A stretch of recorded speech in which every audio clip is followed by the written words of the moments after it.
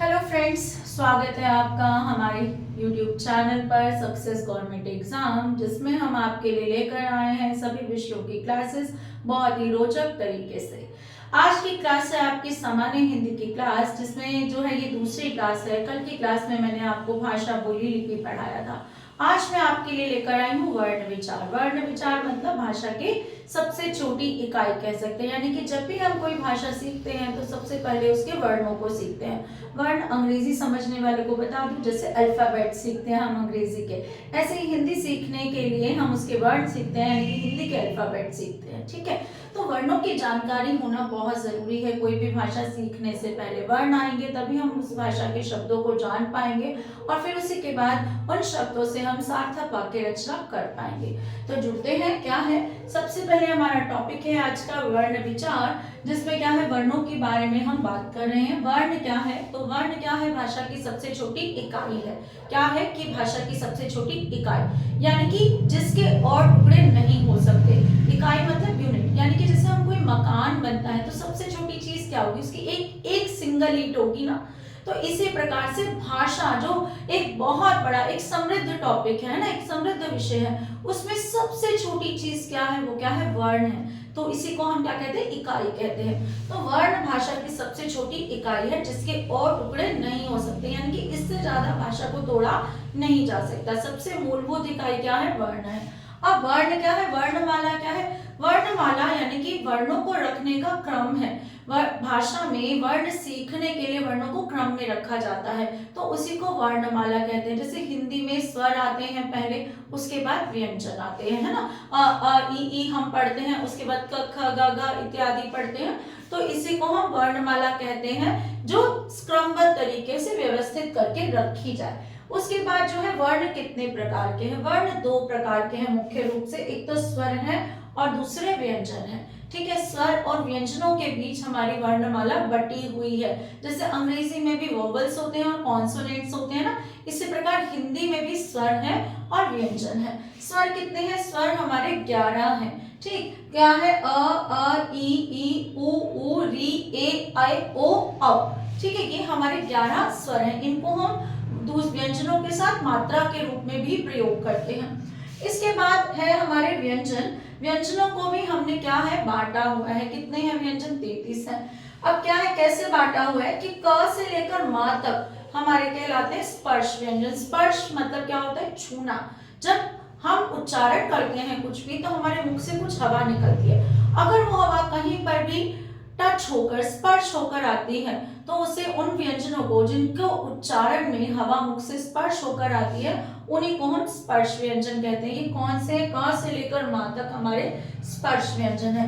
उसके बाद य र ला व क्या है? हमारे अंतस्थ व्यंजन है, क्योंकि इनका उच्चारण स्थान कंठ और तालु के बीच में है। इसके बाद है श श स ह, इनको क्या कहते हैं? ऊष्म व्यंजन कहते हैं। क्यों कहते हैं ऊष्म व्यंजन? क्योंकि जब हम इनका उच्चारण करते हैं, मुख से एक गर्म हवा निकलती है। ऊष्मा मतलब गर्मी। गर्मी जैसे घर्षण होना, घर्षण मतलब फ्रिक्शन होना। फ्रिक्शन होता है तो हीट एनर्जी प्रोड्यूस होती है, तो उसी प्रकार हल्का सा घर्षण हमारे मुंह में भी उत्पन्न होता है, जिसके कारण जब हम श श स ह का उच्चारण करते हैं तो ऊष्मा उत्पन्न होती है। इसीलिए इनका नाम क्या रख दिया गया है? ऊष्म व्यंजन रख दिया गया है। उसके बाद 4 हमारे संयुक्त व्यंजन है। संयुक्त व्यंजन कौन से हैं? क्ष, ज्ञ, त्र और श। ये किसके योग से मिला है? का और श षटकोण के। ज्ञ किससे? जा और इया के। त्र किससे? ता और र से। और श्र किससे? श और रा से।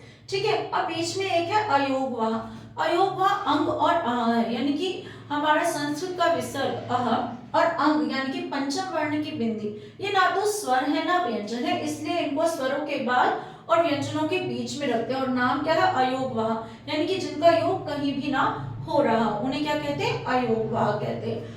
इसके बाद आ जाते हैं स्वरों के वर्गीकरण पर। जैसे हमने व्यंजनों को बांट दिया कि क से मां तक स्पर्श है या अलावा अंतस्थ है, उसी प्रकार स्वरों को भी हमने 3 हिस्सों में बांटा है। सबसे पहले है ह्रस्व स्वर, जिन्हें हम मूल स्वर भी कहते हैं। ठीक है, इसके बाद है हमारे दीर्घ स्वर, जो किससे मिलकर बने हैं? मूल स्वरों के 2 गुने रूप कह सकते हो, उससे मिलकर बने हैं। ठीक है, तीसरे हैं प्लुत स्वर। प्लुत स्वर हमारी वर्णमाला में नहीं है, उनको सिर्फ उच्चारण के आधार पर बांटा गया है। जैसे गाते समय हम किसी अ को अ करके लंबा उच्चारण करते हैं, ओम का उच्चारण करते हैं, तो वो क्या बन जाता है, प्लुत स्वर। यानी कि ह्रस्व स्वर को बोलने में अगर 1 सेकंड लगता है तो दीर्घ स्वरों को बोलने में 2 सेकंड और प्लुत स्वरों को बोलने में 3 सेकंड का समय लगता है। इसी आधार पर हमने इनको बांटा है कि ह्रस्व स्वरों को 1 मात्रा का समय, दीर्घ स्वरों को 2 मात्रा का समय तथा प्लुत स्वरों को 3 मात्रा का समय लगता है।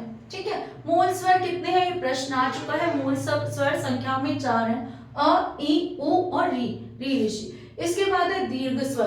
दीर्घ स्वर कौन से कितने हैं हमारे, 7 है, आ, ई, उ, ए, ऐ, ओ, औ। इनकी संख्या 7 है।